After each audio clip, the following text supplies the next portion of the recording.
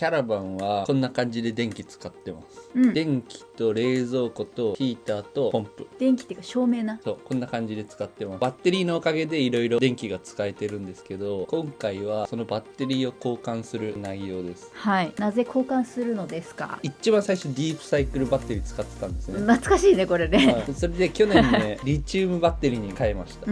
レノジーの。今回はそのバッテリーがさらに他のスペックは同じでヒート機能が追加となった。このリチウムイオンバッテリーのいいところとしては、サイクル寿命が4000回転以上できたりとか、軽かったりとか、ディープサイクルに比べると大容量の電気を使えるいいことが多いんだけど、唯一のデメリットとして低温に弱い。極端に寒いと使えなくなる。低温に弱い。そう、っていうのがあります。放電はマイナス20度から60度までだから、ほぼほぼ使えるんだけど、充電氷点下になるとバッテリーが充電できなくなる。これが唯一の弱点でした。それがなんと今回のヒート機能によって克服できるんじゃないかっていうことです。だからヒート機能っていうのはトリセツからこれ引用してるんだけど、バッテリー温度が5度以下になると作動して10度以上になると停止します。寒くなったらバッテリー自体が温まって稼働できる温度になるしてくれる。そして充電が可能となる、そうそうそうそう、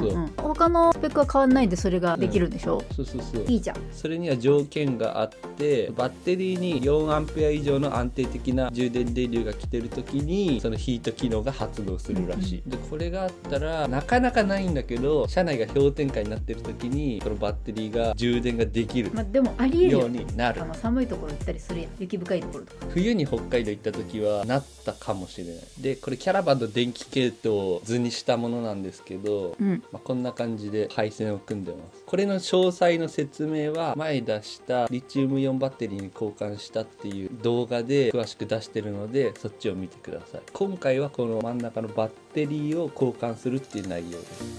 じゃあ作業に入ります。どうぞ。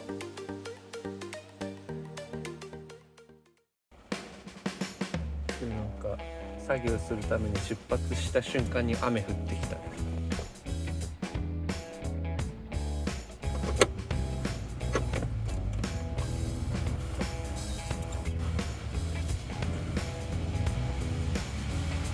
全部消して、これが元電源。このモニターのここを押すとバッテリー自体がオフになるはず。あ、これでオフになった。これ便利。これで配線つながったままでもバッテリーがオフになるから、ショートの心配とかしなくていい。ほぼ電気流れてない。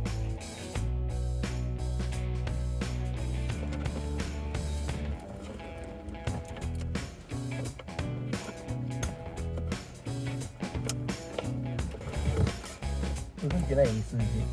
こいつオフになってないな。すごく動いてます。それをカシャッとはめての、あ、今消えたような雰囲気があるね。動いてるよ。よ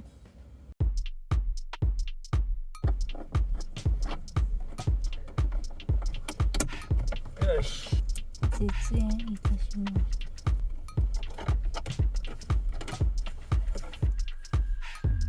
した。よいしょ。よいしょ。出た。やりました。お疲れ様でした。掃除完了。見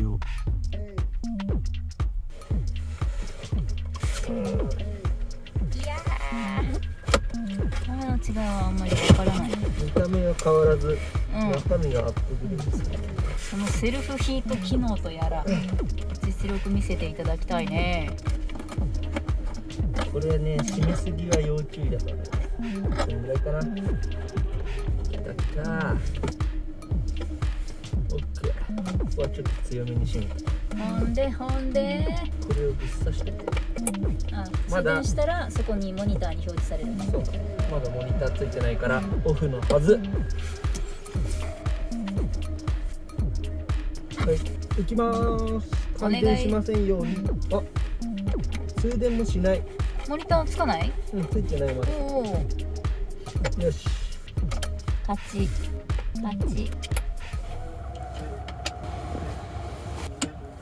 ンバーターつないで。そっち異常ないから見といて。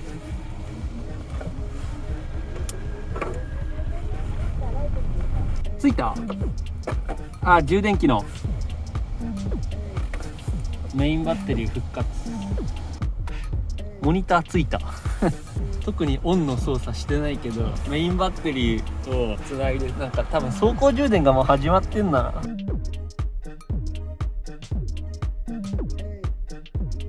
あ、走行充電マークがついてるわ。充電機能。なるほど。無事に通電したってことで。そしたらじゃあ最後にソーラーパネルを戻そう。よいしょ。あ、そうそうそう。いけ。完了。カオス。OK。この左から2番目のソーラーマークがついた。バッテリーの交換完了。これもちゃんと並列になってるマークがついてる。で 13.5V だからまだ満タンじゃないんだろう。 100% って書いてあるけど、実際これ 69.9% だ。こっち 100% なのはちょっとキャリブレーションし直した方がいいのかな。補正し直した方がいいかな。そしたら通電の確認。インバーターちゃんとつきます。電気ついた。電気つく。冷蔵庫つく。こっちの電気つく。水道 OK 完璧。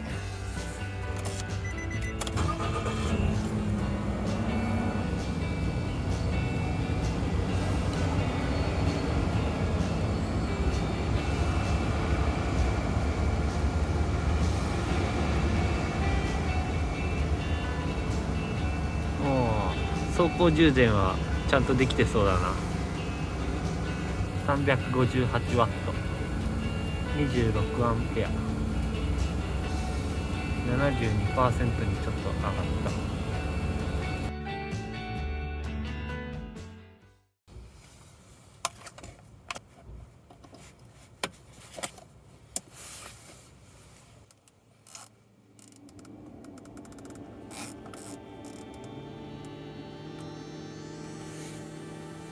うわ、1500ワットいった。いけるかな、大丈夫かな。こ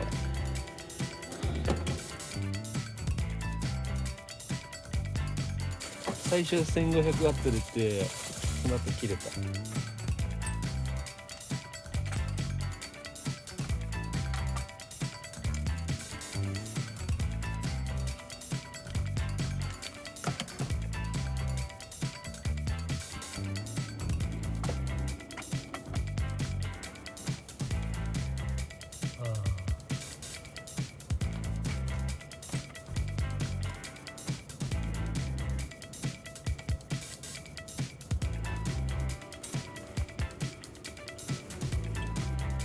73%。元が何パーか分かんないけど。完了。